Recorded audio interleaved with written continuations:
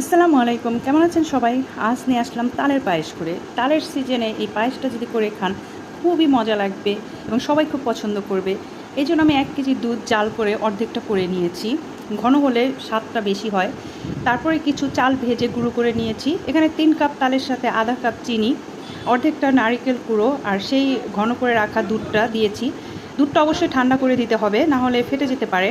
তারপরে সেই চালের গুঁড়িগুলো দিয়ে সব কিছু মিশিয়ে চুলায় জাল করে নেব। এখানে মিডিয়াম হিটে 10 মিনিট জাল করে নেব। আর খুবই সাবধানে জাল করে নিতে হবে, না হলে এটা ফুটে উঠবে আর ফুটে গায়ের উপরে লেগে আসে।